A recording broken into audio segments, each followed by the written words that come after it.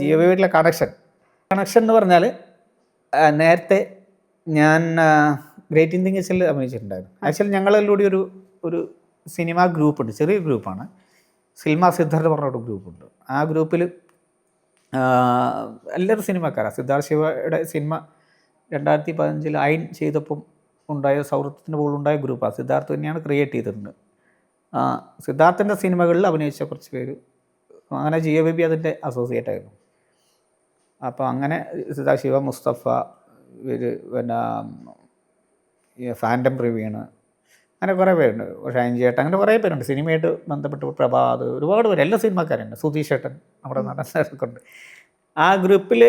ഇങ്ങനെ ഉള്ള ബന്ധം. അപ്പോൾ ഇടയ്ക്ക് ഞങ്ങൾ കണക്റ്റഡായി. ഗ്രൂപ്പിൽ ഓരോരോ ഇൻസിഡൻസ് ഉണ്ടാവും, അങ്ങനെ കാണാൻ ഞങ്ങൾ ഗെറ്റ് ടുഗദർ ഉണ്ടാവും. അങ്ങനെ ഗ്രേറ്റ് ഇന്ത്യൻ കിച്ചണിൽ ഞാൻ അഭിനയിക്കുന്നു.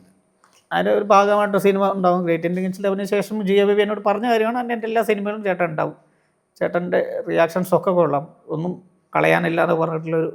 പിന്നെ എല്ലാ സിനിമയിലും ഞാൻ ചെറിയ ചെറിയ വേഷങ്ങളുണ്ട്. ഫ്രീഡം ഫൈറ്റിൽ ഞാൻ ഉണ്ട്, പക്ഷേ ജിയോ ചെയ്ത സെഗ്മെൻറ്റിലല്ല, കുഞ്ഞില മസ്ലാമണി ചെയ്ത അസംഘടിത എന്ന സെഗ്മെൻറ്റിൽ. അത് അന്ന് വൈറലായിരുന്നു. മൂത്രമൊഴിച്ച അവിടെ കിഴുകളുണ്ടോ എന്ന് വെച്ച് ശ്രദ്ധയായിട്ടുള്ളൊരു ചെറിയൊരു ഇതുണ്ടായിരുന്നു. അത് വേറെ രീതിയിലാണ് അത് എടുത്തതെങ്കിൽ ഭയങ്കര വൈറലായിരുന്നു. ആക്ച്വലി അത് ആ സിനിമയായിട്ട് റിലേറ്റഡ് ആയിട്ടുള്ള ഭയങ്കര ഒരു ചോദ്യമാണ് അതിൽ ചോദിക്കുന്നത്. ഭാര്യ ഭർത്താവിനോട് ചോദിക്കുന്നത്. അത് സിനിമ കണ്ടവർക്ക് മനസ്സിലാവും. പക്ഷെ അതിലേക്ക് ആദ്യം നിർദ്ദേശിച്ചത് ജിയോ ബേബി ആയിരുന്നു. പിന്നെ ഉണ്ടായത്, പിന്നെ അടുത്ത ശ്രീധന്യ കാറ്ററിംഗ് സർവീസ് ചെയ്തപ്പം അതിലുണ്ട്. അപ്പോഴൊക്കെ ഞാൻ ഒരു ദിവസം ഞാനോട് ചോദിച്ചു, നീ എനിക്ക് എല്ലാത്തിലും ചെറിയ വേഷം, എനിക്ക് ചെറിയ വേഷത്തിൻ്റെ അല്ല. അപ്പം ഞാൻ പരിചയപ്പെട്ട ചില പേരൊക്കെ കുറച്ച് വലിയ വേഷങ്ങളൊക്കെ ചെയ്യുന്നുണ്ട് അടുത്തടുത്ത പടത്തിലൊക്കെ. അപ്പം ഞാൻ ചോദിച്ചു, മറ്റവർക്ക് വലിയ വേഷം കിട്ടുന്നില്ല, എനിക്കൊരു ബുദ്ധിമുട്ടില്ല, പക്ഷേ എനിക്ക് വലിയ വേഷം കിട്ടാത്തതിൽ നല്ല ബുദ്ധിമുട്ടുണ്ട്.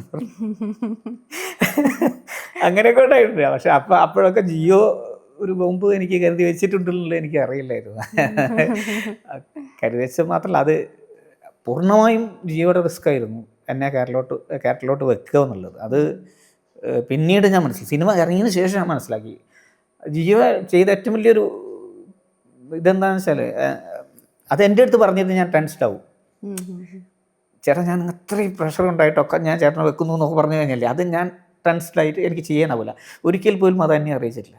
പിന്നെ സിനിമ കഴിഞ്ഞപ്പോൾ ഒക്കെ ഞാൻ മനസ്സിലാക്കിയെടുത്ത കാര്യമാണ് ഇത് ചെയ്യാൻ വേറെ ആളൊക്കെ അന്വേഷിച്ചിട്ടുണ്ടായിരുന്നു എന്നുള്ളത്.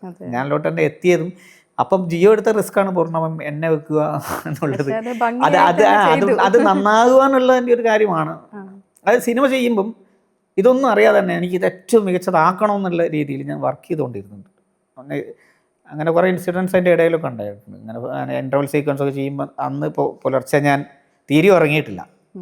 ഐ മീൻ 4 മണിക്കാണ് ഇട്ടിട്ട് ഒരു ക്യാരക്ടർ നോട്ടുണ്ട്. ക്യാരക്ടർ നോട്ടിൽ പോയിട്ട് അതിൽ തന്നെ ഇരുന്നു മമ്മൂക്ക ആ സീൻ ചെയ്യുമ്പോൾ സൂക്ഷിക്കണമെന്ന് പറഞ്ഞേൽപ്പിച്ച് പോയിട്ടുമുണ്ട്. കാരണം അത് കയ്യിൽ നിന്ന് പോകാൻ ചാൻസ് ഉണ്ട്. ചിലപ്പം കരച്ചിൽ ഓവറായി കഴിഞ്ഞാലൊക്കെ അത് മെലോ അടിച്ചിട്ട് വേറെ രീതിയിൽ ആൾക്കാർ എടുത്താൽ പ്രശ്നമില്ല.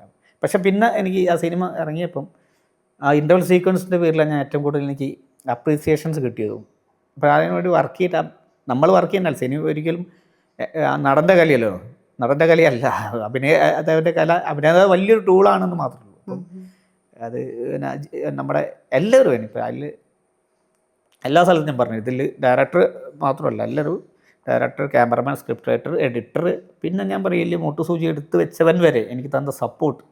നമ്മൾ അവിടെ ആ സീനിൽ ചെയ്യുമ്പം ചേട്ടാ നന്നായിട്ടാ, അടിപൊളി ഇങ്ങനെ പിടിച്ചോ എന്നൊക്കെ പറഞ്ഞിട്ട് നമ്മൾ ശരിക്കും പല ചിലപ്പോൾ പ്രൊഡക്ഷനിൽ വർക്ക് ചെയ്യുന്ന ആൾക്കാർ വരെ നമ്മളെത്തുമെന്ന് പറയും. എന്നെ സംബന്ധിച്ച് ഭയങ്കര എനർജിയാണ്.